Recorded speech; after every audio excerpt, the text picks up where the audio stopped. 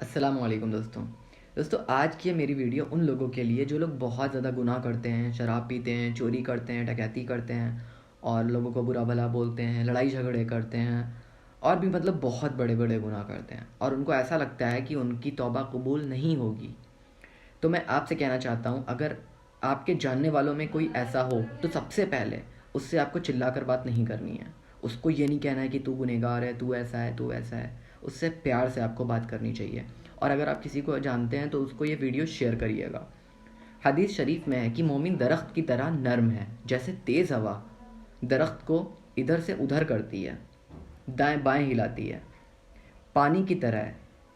مومن پانی کی طرح ہے کہ وہ کسی سے ٹکراتا نہیں بلکہ ادھر ادھر سے نکل جاتا ہے یا اوپر نیچے سے گزر جاتا ہے۔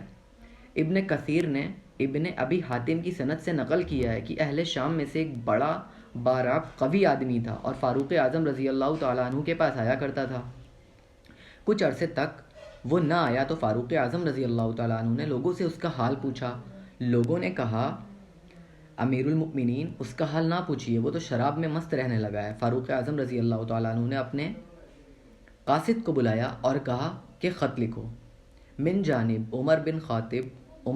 بن خطاب بنام فلاں بن فلاں، سلام علیکم۔ اس کے بعد میں تمہارے لیے اس اللہ کی حمد پیش کرتا ہوں جس کے سوا کوئی معبود نہیں،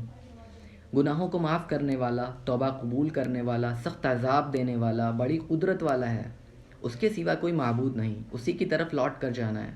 پھر حاضرین مجلس سے کہا کہ سب مل کر اس کے لیے دعا کرو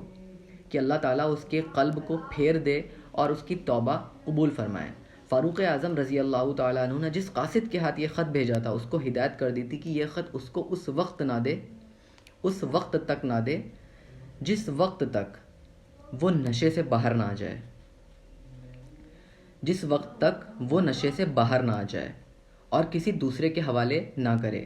جب اس کے پاس حضرت فاروق رضی اللہ تعالیٰ عنہ کا خط پہنچا تو اس نے پڑھا تو بار بار ان کلمات کو پڑھا اور غور کرتا رہا کہ اس میں مجھے سزا سے ڈرایا بھی گیا ہے اور معاف کرنے کا وعدہ بھی کیا گیا ہے۔ پھر رونے لگا اور شراب نوشی سے باز آ گیا اور ایسی توبہ کی، پھر اس کے پاس نہ گیا۔ حضرت عمر فاروق رضی اللہ تعالیٰ عنہ کو جب اس عصر کی خبر ملی تو لوگوں سے فرمایا کہ ایسے معاملات میں تم سب کو ایسا ہی کرنا چاہیے کہ جب کوئی بھائی کسی لغزش میں مبتلا ہو جائے، کسی برے کام میں مبتلا ہو جائے تو اس کو درستی پر لانے کی فکر کرو اور اس کو اللہ کی رحمت کا بھروسہ دلاؤ اور اللہ سے اس کے لیے دعا کرو کہ وہ توبہ کر لے، اور تم اس کے مقابلے شیطان کی مددگار نہ بنو، یعنی اس کو برا بھلا کہہ کر یا غصہ دلا کر دین سے دور کرو گے تو یہ شیطان کی مدد ہوگی۔ دوستو، جو بھی آپ کے جاننے والوں میں کوئی ایسا ہے جس کو توبہ کرنا چاہتا ہے لیکن سوچتا ہے اللہ تعالیٰ توبہ قبول نہیں کریں گے، تو اس کو آپ بتائیے کہ اللہ تعالیٰ بہت رحمان الرحیم ہے، ایک بار سچے دل سے توبہ کرے اور یہ سب کام چھوڑ دے، اللہ تعالیٰ اس کو معاف کر دیں گے۔ اور اگر پھر دوبارہ کرتا ہے، غلطی ہو جاتی ہے، پھر اللہ تعالیٰ معاف کر دیں گے، لیکن سچی توبہ ہونی چاہیے۔ ویڈیو کیسا لگا کمنٹ کر کے ضرور بتائیے گا، چینل کو سبسکرائب کریے۔ Thanks for watching.